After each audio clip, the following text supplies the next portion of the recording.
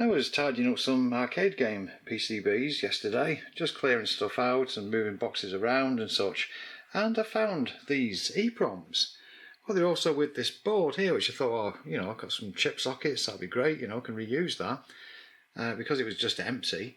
So, EPROMs, you get them on the arcade boards, storing the data, sprites and such, for the gameplay of the games. And very often, they've got no covering over the top. You can see that these have. They've got little labels. These ones haven't. So these are likely busted anyway, but if we look at, say, this one, yeah, the legs are all smashed up. But it gave me an idea. Several years ago, I used a couple of these to run a small oscillator. And I thought, yeah, I could return to that and see if I can run something else using old EPROMs. Now the thing is, they work as a weak solar cell. You can get a bit of voltage and a bit of current. So in this light, 0.242 volts if I cover over that little window, and of course it drops down. Let's have a quick check outside. And here we are outside with the sun coming out even more, 0.49. So nearly half a volt, so that'll be half a volt per EPROM, which has given me an idea for 3 of these. So now back indoors, what I'm going to do is take the rest of the components off here, off this board, and then I'm going to connect in series 3 of them, and hopefully be able to run something on solar from EPROMs. Oh, and I will also be cleaning up the legs because they are quite a disaster. Yeah, these will be, as you can see the writing on there, 2732s, very old, like that one is, 1980 from AMD. And while I was just cleaning these, of course, there is this one. Look at the state of that. But as long as the 2 pins are okay that we're taking power from, yeah, that might work. I'll straighten these the best I can, and we'll have that as the 3rd one. There we are. They're not quite as bad as they were. They should be able to go into the board now. Well, there's been some fun and games here. It turns out that one that I cleaned up only put out 0.1 of a volt. I then thought, well, what am I going to do for some more of these? So I ended up finding this board here, and I have no idea what it's for. It's just an expansion board for something. Anyway, took a couple of those EPROMs off, and as you can see, we're hitting nearly 0.8 of a volt indoors with 4 of them chained up. Now the other side is that these 2 other types, the 4th pin down from the top right is now the positive, but the negative is the bottom left.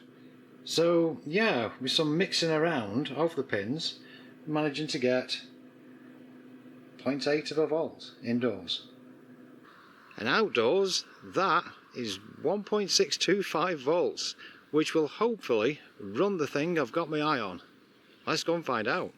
And what that thing is, and I've brought it outside, is the temperature and humidity tester sensor that I showed in the last video. So I'm going to plug this in. I've got nothing of any regulation going on, any kind of capacitor or something. Oh, that fly's interested in this. Right, let's plug this in up near that fly and see if it comes on.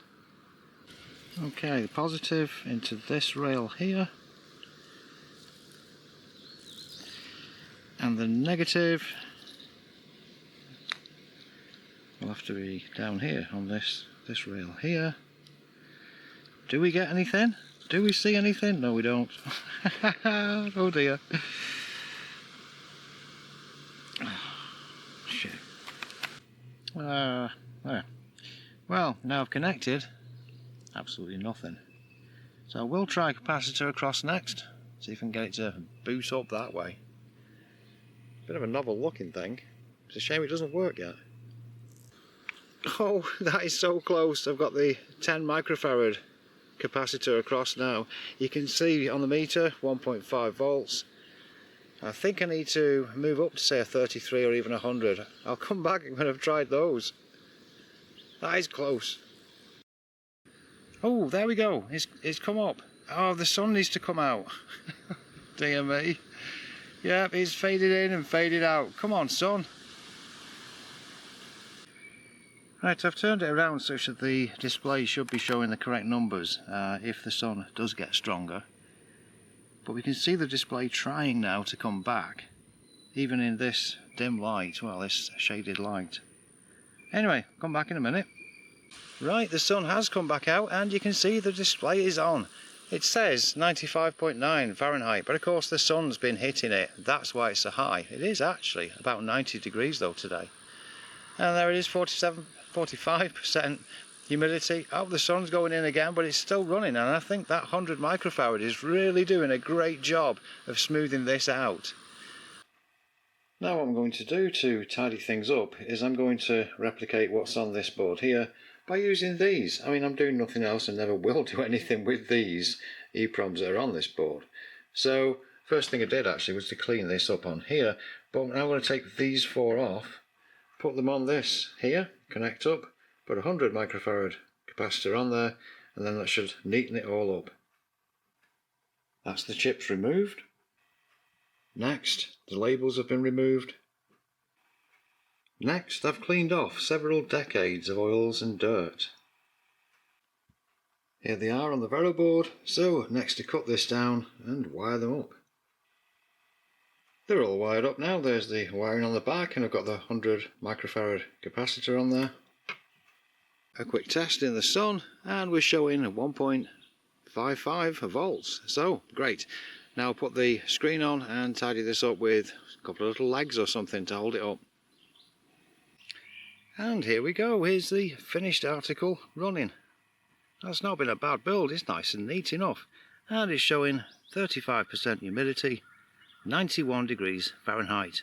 Nice warm day today. And yeah, I mean, the sun isn't out blazingly and it's working fine, so I'm very pleased with the build. Okay, well if you like this kind of thing, please do consider subscribing, and I'll see you next time.